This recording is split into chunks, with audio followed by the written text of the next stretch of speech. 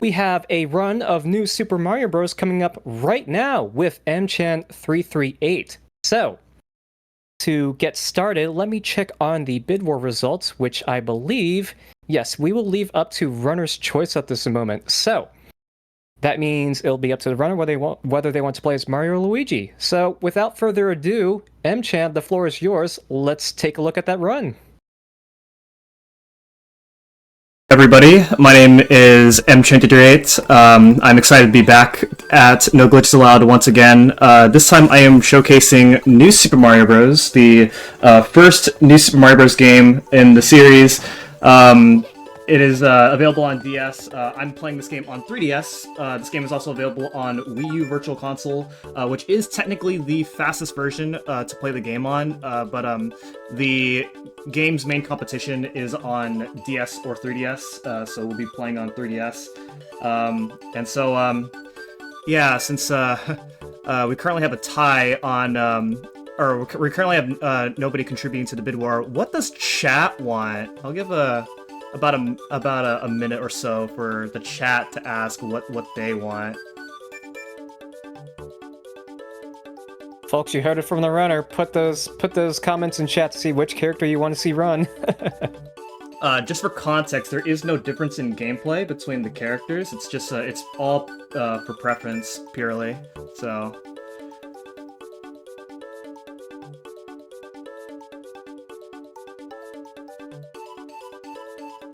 Okay, we got Luigi in the chat. Luigi, okay, I guess we're seeing Luigi. Alright, so to play as Luigi, I need to select, as I select the file, I have to hold L and R as I'm selecting my file, which, you know, obviously to start the timer and hold L and R and A at the same time is a little bit awkward, so I'm gonna set an offset on my timer real quick, so it's easier for me to start the timer on my own end. So, alright, here we go. 3, 2, 1, go! Luigi. Okay, so yeah, New Super Mario Bros. The first New Super Mario Bros. Game. The category I'm running is Warpless. It's also known as Canonless on the leaderboard. And basically, it's just a very simple category where we don't use warp cannons at all. The warp cannons are used to skip large parts of the game, and you get a very short run as a result, and this category does not use the use of warp cannons, so you're going to be seeing more of the game and what it's like. You get to see more levels, as well as more power-up selection. This game has a very unique power-up selection, and also the other thing about this game's power-up selection is there's actually no flying power-up. It is all pure platforming in this game. Whoops, okay. Off to a really rocky start already, but that is okay. So first things first, I'm gonna be powering up myself up right away. I'm gonna get a Fire Flower. The Fire Flower is a very powerful item in this game. If you know what the Fire Flower does, it works exactly like how a Fire Flower might work if you played Mario games in the past. You shoot fireballs at enemies, but the Fire Flower is actually a really useful power-up in bosses. So we're gonna try and keep it for bosses. Normally you go straight to you go straight through 1-1 as Small Mario. Hope for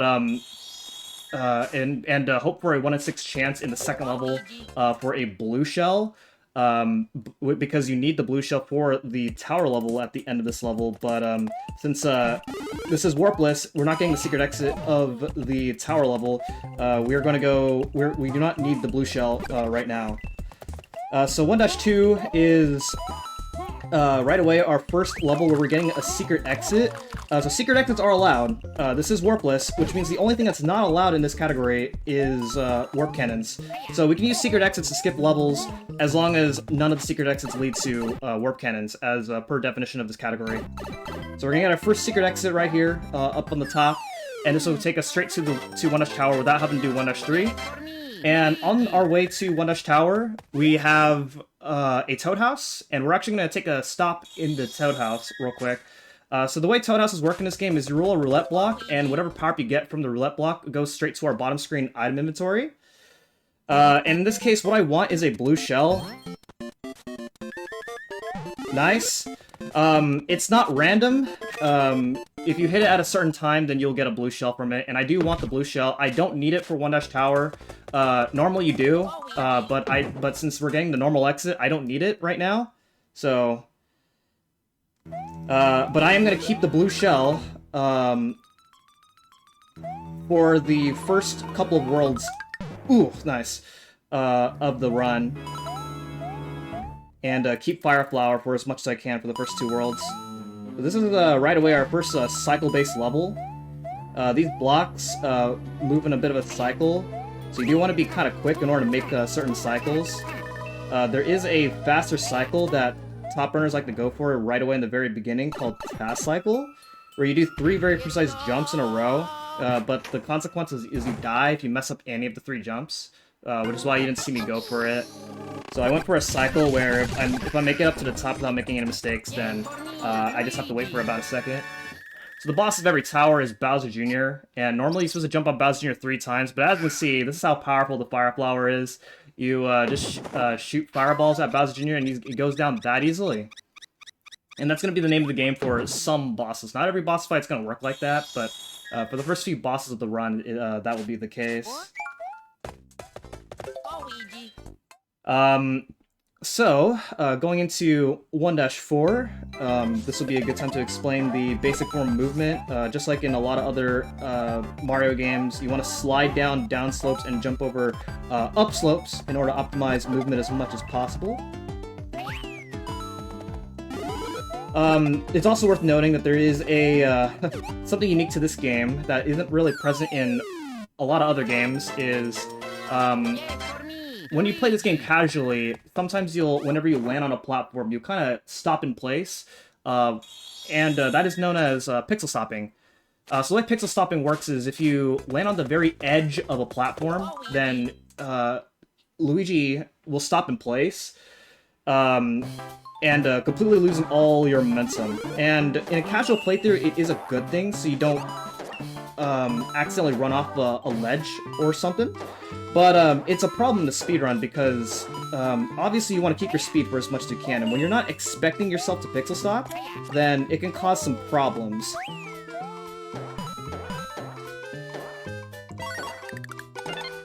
So this level is a bit of a fun level. Whoops. Okay, alright, we're fine.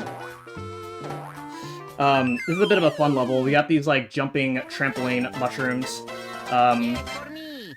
Oh yeah, it's also worth noting that in the Warpless category, I'm actually getting star coins. Now, this isn't 100% run, but we're getting star coins because, as you can see in the world map, we have these 5 star coin signs that you use to spend 5 star coins on, and a lot of them lead to toad houses, but sometimes some of the signs will lead to a different part of the map, and sometimes the different parts of the map can lead to either faster levels or a shorter part of the map. And throughout this run, we get 10 star coins. And fortunately, in this run, none of the star coins that I need to get are out of the way at all.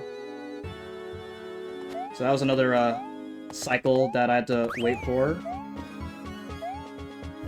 So every once in a while, you'll see me duck jump. And it's sometimes it's not for fun. Sometimes I actually need to duck jump, and that's because duck jumping prevents me from pixel stopping in places where I'm very likely to pixel stop. I hope that's not picking up on the mic, but there's a very loud fire truck outside. Alright, so the boss of each castle is a unique boss, and this time it's Bowser. So, just like in Super Mario Bros., you want to jump over Bowser and hit the switch for the bridge to collapse and Bowser falls in. But also, just like in Super Mario Bros., if you shoot fireballs at Bowser, then it is quicker that way. So, nice little throwback from the original Super Mario Bros. Game. So that was World 1 completed. And now we're moving on to World 2, where things get a little bit harder. So something unique to this game is you can actually shift the camera either forwards or backwards. So in this case, I'm shifting the camera forwards, and that is so I can get a bit favorable platform cycles in this level. So that way it makes it easier for me to dodge these pokies. To get fireworks in this game, you want to end the level with the last 2 digits on the in-game timer to be matching, which is slower. So as you can see right there, I got myself to 67. So if I made any slight mistake in that level, then I would have been on pace for a 66, which would be fireworks, and that loses time. So in any opportunity where I feel like I am about to get fireworks, I will slow down for just a little bit so I can make sure I don't get fireworks. As losing 1 in-game second is better than losing like 10 real seconds. So here in this level we have Lakitu, and I'm gonna shift the camera forwards because if I do not do that, then that spiny that Lakitu just threw will fall right on top of me if I'm running at full speed.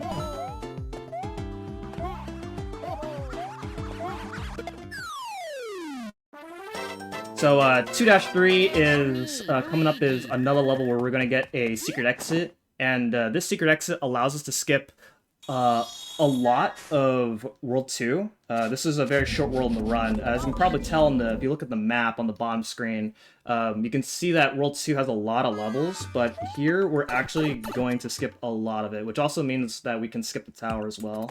And basically go straight into World 2.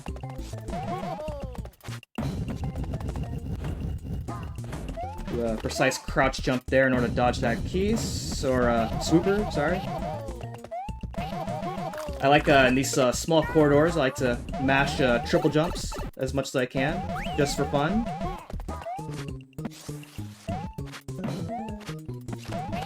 And the secret exit of this level is by hitting the switch.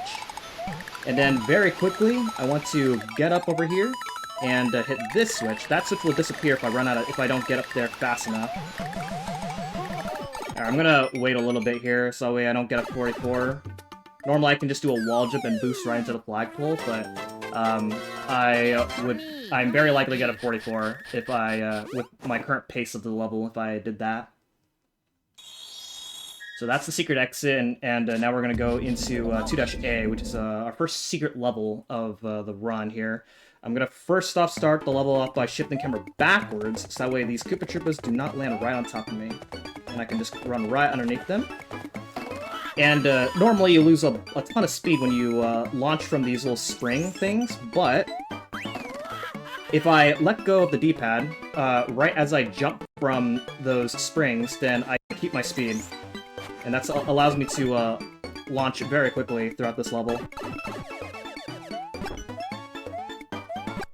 So get the normal exit here, and this will take us to a pipe that will give us a shortcut straight into the castle. And we're going to the end of World 2 right away. So very short world.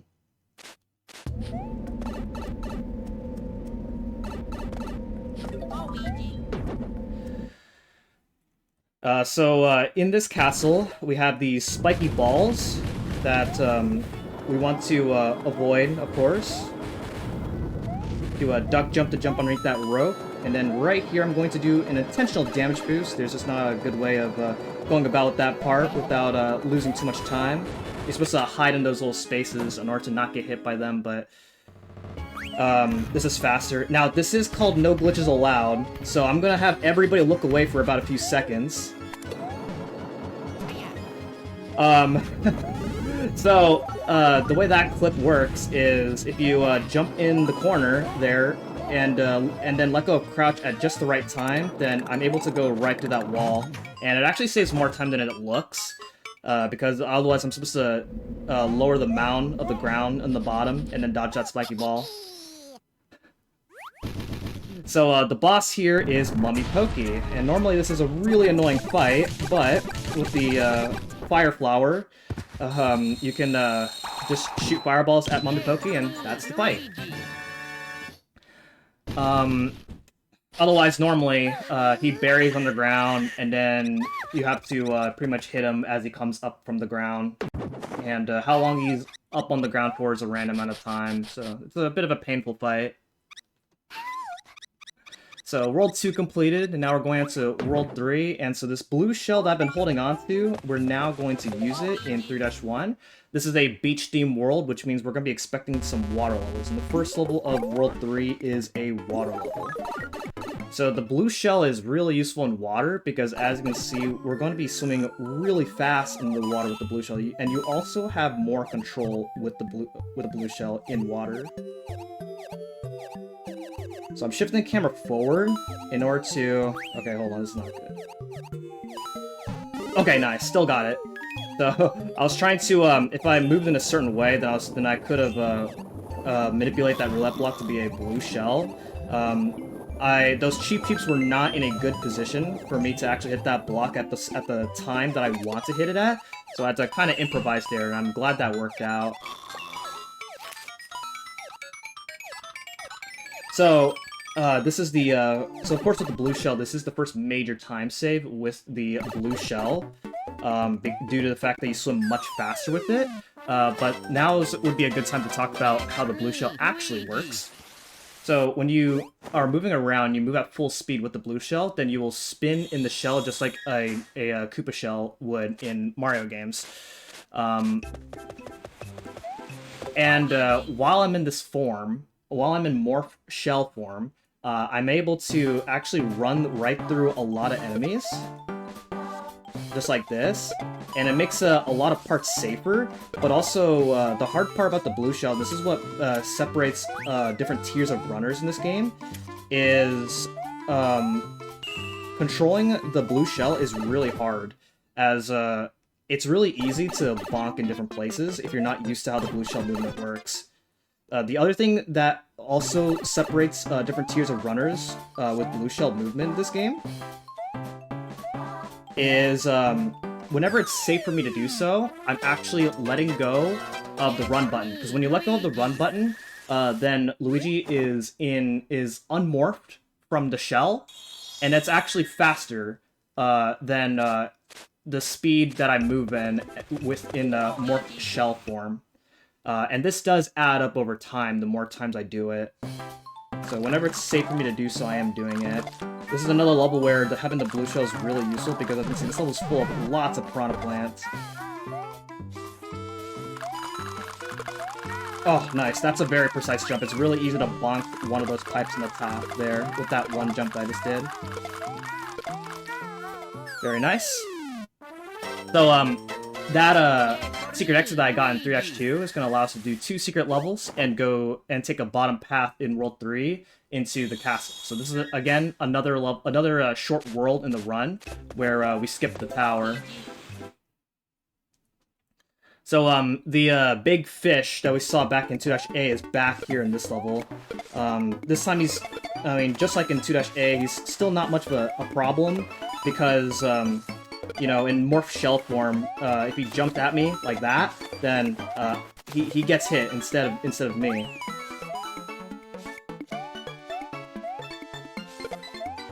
Unmorph right there in order to make that jump easier, and then nice.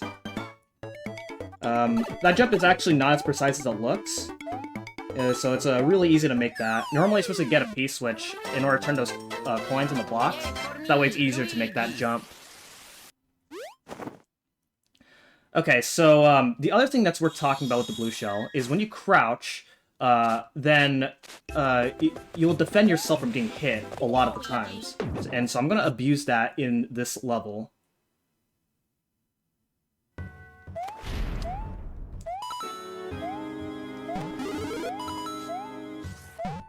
Okay, nice. So, yeah, normally, as you can see right there, you're supposed to wait for a lot of different cycles with those skewers. But, when I crouch slide into the skewers, then I do not get hit. Now, I can do the same thing here on this part, but I would have to wait for that very last cycle anyway, so it doesn't really save much time at all. Alright, so the boss here is Cheap Skipper, and this is the one of the most random fights in the run. When he jumps is random, as well as these cheeps in the water. They jump up randomly, and sometimes, as you can see, Cheap Skipper can jump up at a spot where you're not able to hit him. So, unfortunately, really slow there, and that's kind of one of the hard fights to optimize when you're trying to grind for a really good time in this run. But fortunately, as long as I didn't lose my blue shell, then that is good, because the power-up routing in this run is pretty precise, as I want to have 2 blue shells. One for... because I actually need it for World 5, and then the other blue shell that I'm keeping, I will use for World 8 in order to save a significant amount of time in World 8. So now we're in World 5. If you pay attention, we're actually not in World 4, and that's because if you pay attention to the Grand World map in the next time I'm back in the Overworld, there's actually multiple paths through the intended route of the game. You might notice that when we from World 2, I had a choice between going to Worlds 3 or 4. And to get to the bottom part of that path in the world map, I have to beat certain bosses as Mini Mario, which is another power-up that we haven't gotten to yet, which we will be seeing in this run. In World 5 here, I have another option. I have another diverging path between Worlds 6 or 7. And now the normal path of the run goes through, we'll do World 6 after World 5. But we are actually going to do World 7 instead of World 6. And which means that I will be fighting the boss of World 5 as Mini Luigi. And the reason we're going to go to World 7 instead of World 6 is because World 7 saves 10 minutes over World 6. World 6 does not have any secret exits. That skips anything of that world. So we have to, so as a result, World 7 is just a much faster world to do. So this is an auto-scroller, which means that we have time for any donations or any announcements to be made.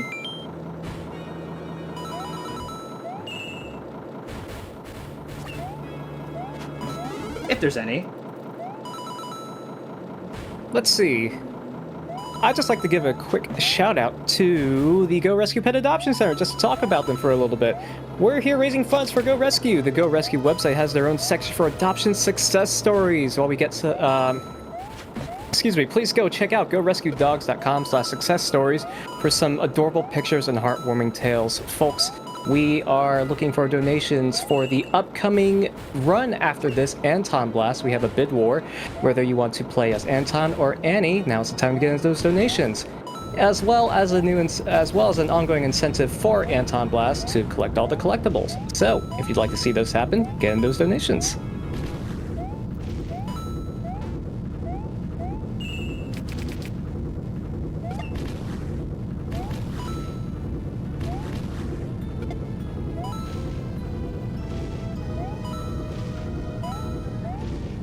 And if you're looking to donate, make sure to type exclamation mark donate in chat to get the link to our Tiltify page where you can make a direct donation. We have the incentives I just announced, as well as that bid war I just announced for you to choose from, so make sure to get those donations in to help them get met. All right, thank you very much. So as you see, what I did there was a bit of an exploit for Bowser Jr. So like I said, I don't have the Fire Flower, so I have to fight Bowser Jr. Sort of the intended way, where you do have to jump on him 3 times, but ground pounding does extra damage. So I was able to ground pound in order to count for his 2 hits, and then an extra jump for the 3rd hit. You have just enough, you have a little bit of time before Bowser Jr. crouches into his shell, before you can get another hit in. Alright, so now going into 5-B, so this level requires the blue shell in order to get the secret exit, and the secret exit will allow us to go straight into the castle and skip a few more levels of World 5. So once again, using the morphed shell form to tank through some of these enemies. Oh, that was a minor mistake, that's fine. Oh boy, okay. Alright, we're good. Alright, so wall jump right up here, and this is the part where we need the blue shell. We cannot break these blocks with any other means, and you cannot wall jump with a Koopa shell. This is the only means of accessing the secret exit. And again, the secret exit will take us to the pipe that will take us to the castle. So 5-Castle has a lot of moving conveyors, so it's pretty annoying. But also, halfway into the level, there is a roulette block. And one of the power-ups within that roulette block is a mini mushroom. And so we're going to try and get the mini mushroom from that block. And if I don't get it, then that is a problem. So for now, just go through these dry bones and prana plants.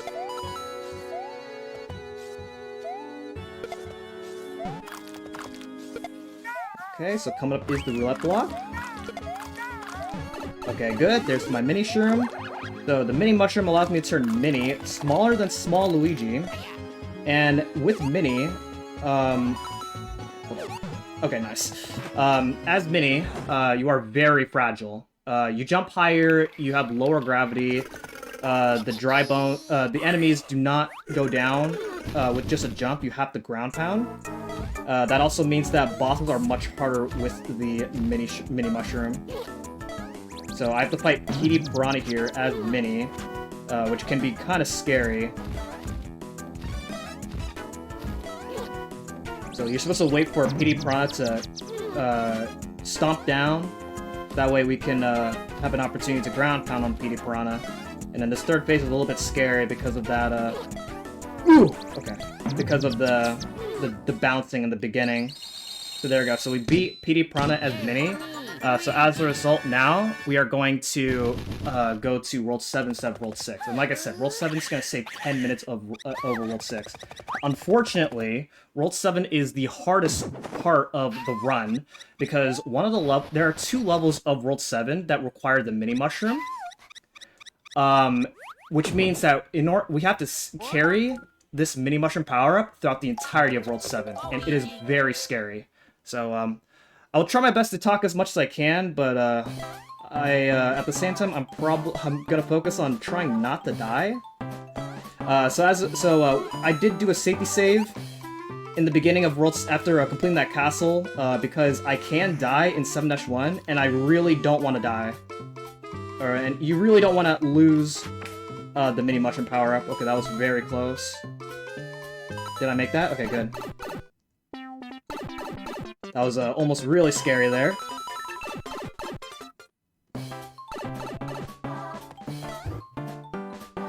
Okay, precise jump in order to make that. Alright, now I'm gonna wait here. I'm very likely to get a 55, so I'm just gonna wait it out to make sure I don't get fireworks. That's one hard level out of the way. The next level is 7-Dash Ghost. 7-Dash Ghost has a secret exit that requires a mini mushroom. Fortunately, this level is really easy. So I can breathe a bit of a sigh of relief in this level. However, the secret exit takes us straight to 7-Dash Tower. It allows us to skip 2 levels. And 7-Dash Tower is the hardest level of the run. Because, like I said, I have to carry this mini mushroom power-up throughout the entirety of World 7, which means I have to go through the entire 7-Dash Tower, which is already a really hard level, as well as fight Bowser Jr. as Mini Luigi. So, this is going to be very scary. Now, if I die here, I will not have the mini mushroom power-up. Which is a bad thing, because I need it for the next level after 7-Dash Tower. So, we'll see what happens here.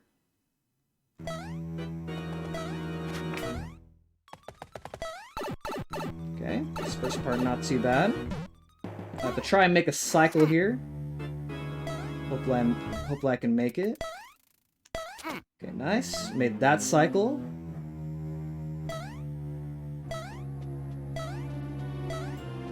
Do a little bit of waiting here.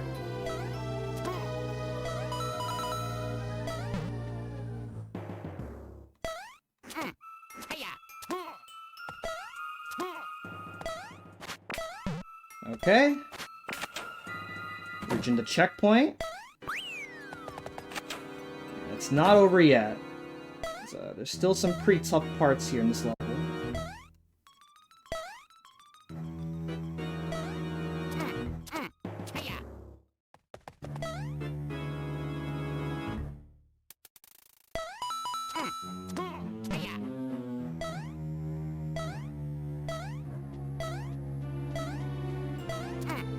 Okay, and now the Bowser Jr. boss fight. Let's see how this goes.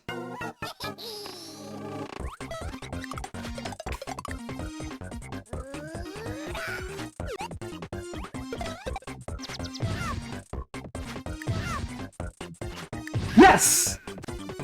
Yay for me, Luigi! Okay. So, the hardest part is out of the way. I did have a backup save file in the off chance that I did die, and since I made it out of this level without dying, I don't have to use the backup save file. So that's good. That's always a good thing. Luigi!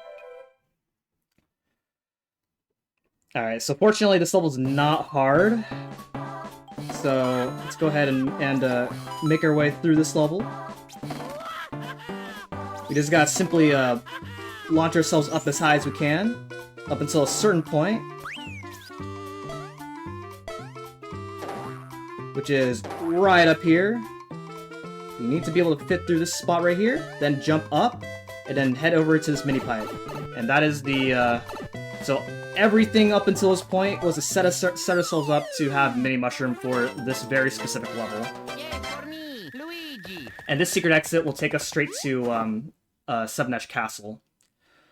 Now I'm still going to keep my Mini Mushroom in Seven-Edge Castle because there are a couple jumps that save time with it. But at the end of the castle, I will power up myself and use that blue shell that I've been keeping in my bottom screen for a while on the boss fight. So in this level, I have to ride this block snake through the whole level. So we do have some time for some donations or more announcements. Sure thing. You are watching No Glitches Allowed 2025. If you're coming here for the first time, welcome! No Glitches Allowed, or No GA, is an annual charity event featuring speedruns that rely more on execution of intended mechanics than game-breaking glitches. No GA will be live from Wednesday, April 23rd, a few days ago, through Sunday, April 27th, which is today, raising money for the Go Rescue Pet Adoption Center. To see the full schedule, just type !schedule in chat. And this is also a great reminder to tell you that our two incentives, one bid war and one incentive, are open for our next run, Anton Blast. If you go over to the donation page, you can see what those are and put your donations towards those goals. We have a bid war for Anton versus Annie, which character to play as well as to collect all collectibles in the manors. So let's see those donations roll in.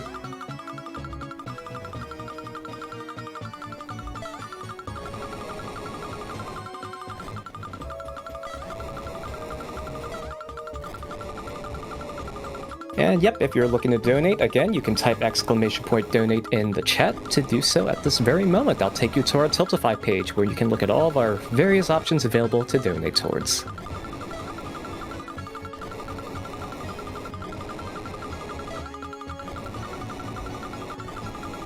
We're coming up to the next boss. The boss's name is Lackey Thunder. And so I will be equipping my blue shell on the boss fight right now. It's gonna power up myself up as soon as the boss fight starts. And hopefully I can get this quick kill. So I'm gonna go ahead and set myself up for running speed just like this. 1, 2, 3. And that is the boss fight. Normally you're supposed to wait for him to hover downwards, so that way you can jump on him. But if you're able to set up the full run speed with the blue shell, then you're able to just knock him 3 times. So World 7 now completed, and we are going to go into World 8, which is the final world of the game. So we are, it seems like we're almost done, but World 8 is a really long world. In every category, we have to do every single level because there are no secret exits of World 8 that allows us to skip anything. So, starting off in the first level here, since I have the blue shell, it's actually convenient because the blue shell is really useful in this level because this level has a lot of crows that are just really annoying to deal with if you do not have the blue shell. The next level is a vertical swimming level. So another level where the blue shell is pretty beneficial. Not too beneficial because it is a vertical swimming level, but it's useful in the sense that you have more control in the water with the blue shell.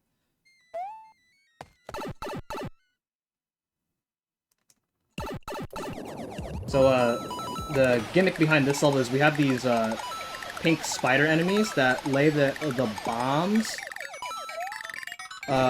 whenever they are above us on the top of the water, and we want to avoid those bombs.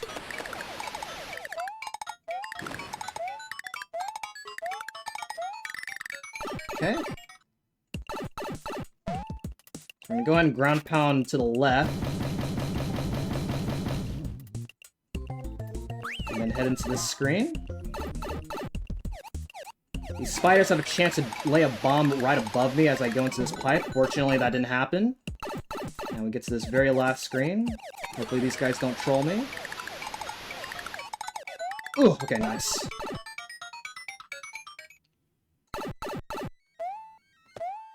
Okay. So coming up is 8-Tower 1. There are 2 towers, and the first tower is purely cycle-based level. Yeah, we'll see what happens here.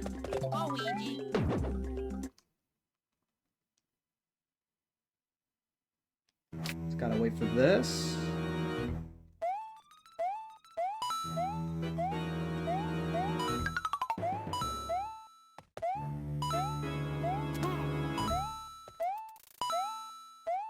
Gotta wait for this cycle over here, and while I'm waiting for this cycle, I'm gonna go ahead and get a fire flower in my bottom screen inventory so I can use it for later on.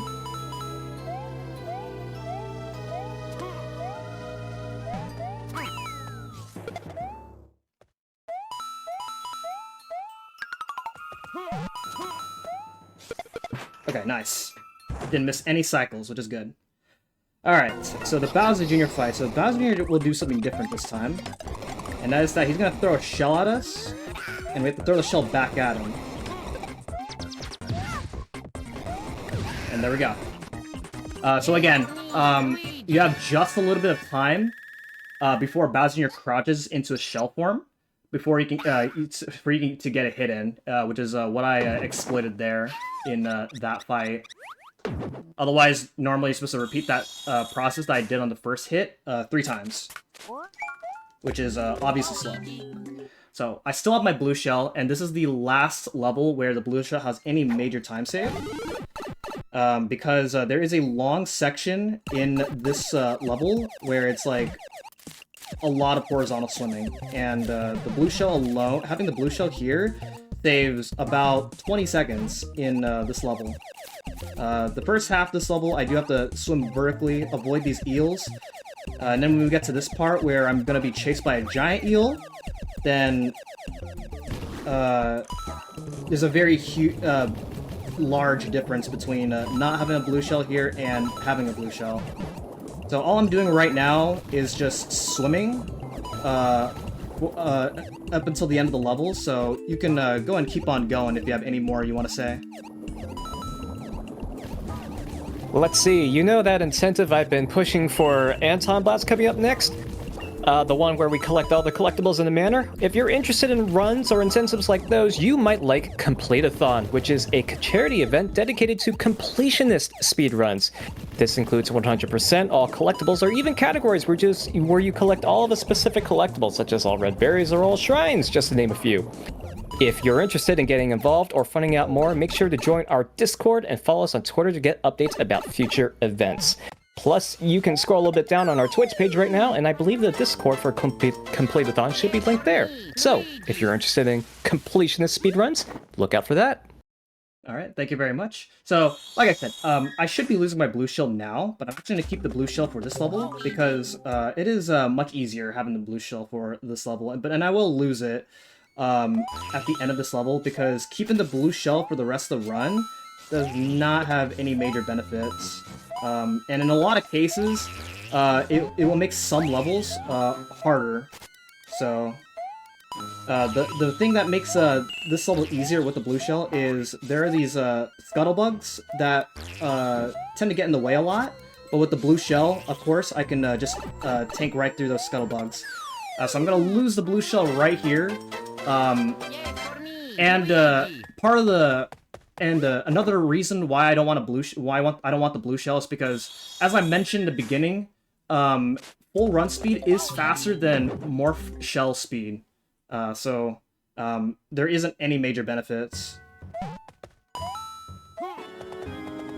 There's a lot of these moving platforms in this castle here. Whoops. Okay, go into this tightrope. And then now it's time to fight the boss. Alright, so this boss is very difficult. So we'll see what happens here.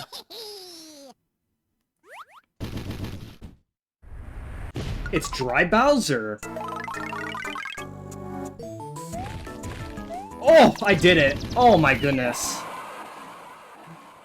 So, it's pretty much the same concept as how we fought Bowser in World 1, except you cannot use the Fire Flower, so you actually have to jump over Dry Bowser and hit the switch that way.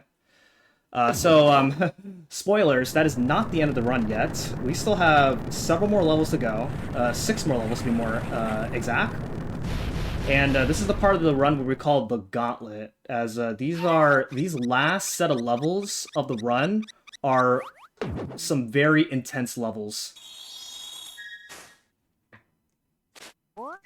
So, yeah, we'll see what happens here. Starting off with 8-5. 8-5 has a lot of precise platforming.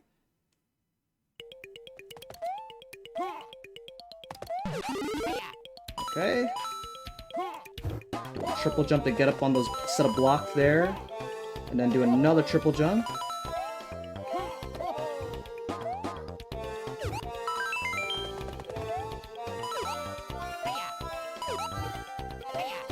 Okay, very nice. Very satisfying if, whenever you do this level right, as it's really easy to mess anything in that level up. Those large platforms, they actually sink down when you stand on them long enough.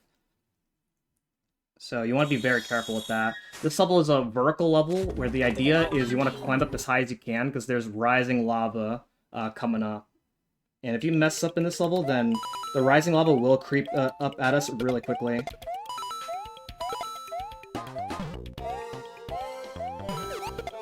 Gonna go ahead and get myself a Fire Flower here, as it'll make 8-7 easier.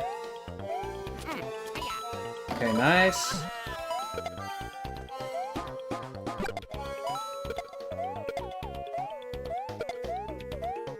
Okay. Those those last set of platforms at the end of this level are pretty weird. And also, those spines will be at different parts depending on when in the level you get up to that section, because the enemies dance along with the music. So you want to be you want to be aware of where you are in this level.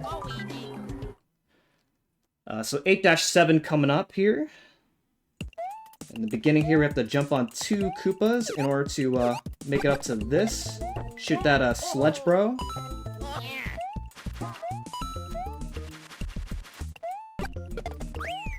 And we're going to get a star here. Oh, that's not good. That's RNG. Sometimes that Fire Bro hits you, sometimes he doesn't. In this case, I got a little bit unlucky. That is okay. So I'm going to get a star. Stars make you invincible, and you move faster when you're on the ground at full speed.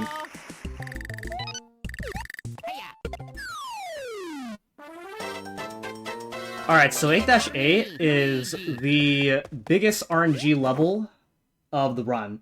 There are falling meteors, and where they fall at is completely random. So, hopefully, this level can play nice to me. This is, in a lot of PB attempts, this can be a make-or-break level due to the randomness of this level. Okay! when I get that hidden star block, those meteors can sometimes hit that star block and before the star actually spawns, which means you don't get the star and you have to do the whole rest of the level without the star. And when you have to go through the level without the star, it is the scariest thing. So, fortunately made it out, and now we're moving on to 8-Tower 2. So 8-Tower 2 has it's another level where we have to ride the block snake through the level. There is a skip that I am gonna go for that nobody has ever done, where I basically skip riding the block snake for the rest of the level. Nobody has ever successfully pulled it off, so maybe this could be a first. So here's the part where I start doing it.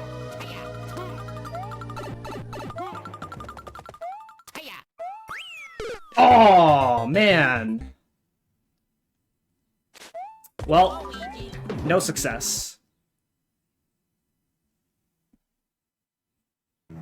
But wait, the block snake's right here. Interesting. So that death is actually intentional, and that's so the block snake can catch up to you right away without having to wait for the block snake to get to this part of the level. And that saves about 3 seconds. So I'm just riding the block snake through the rest of the level, so any more donations or announcements are fine. Yeah, let me check real quick. In addition to Anton Blast coming up next, we have Sonic Frontiers, Vivid Stasis, Super Metroid, and Kingdom Hearts 2 Final Mix on the schedule. So if any of those games are of interest to you, please stay tuned. We have an action-packed day to close out this marathon, so we are doing good so far. What do you think about this run so far?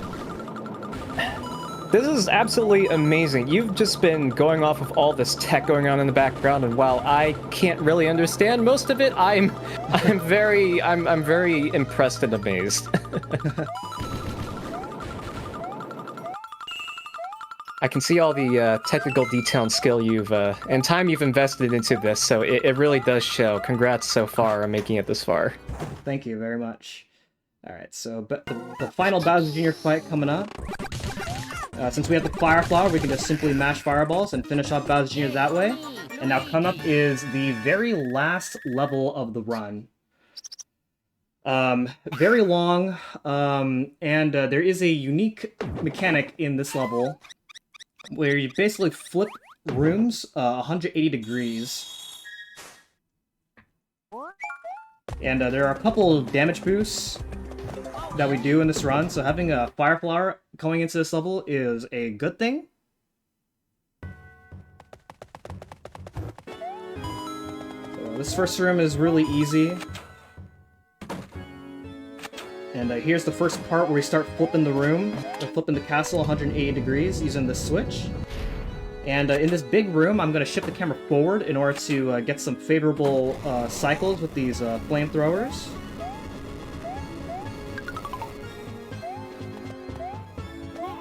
Very nice. And then I'm going to do an intentional damage boost through the Thwomp. That way I can get to this switch easier. And this also allows the Thwomp to be in this position by the time I flip the room around. So that way I don't have to wait for the Thwomp again. And then same thing here, I'm going to shift the camera forward in order to get some favorable positions. And hopefully I can do this. If I get hit, then that's okay. Alright, good. I still kept my mushroom, but I can still get hit. Oh, come on.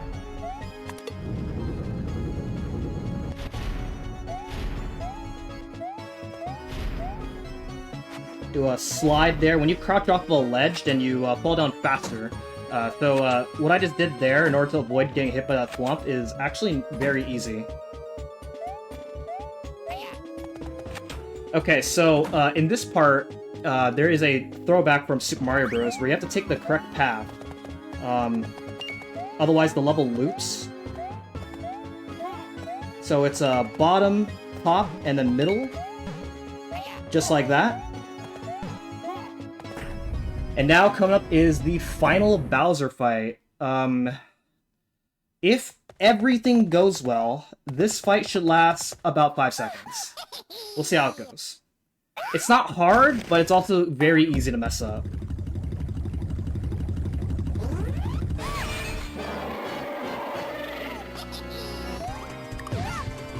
Time. 47:38. All right. I'm really happy with that run. Luigi.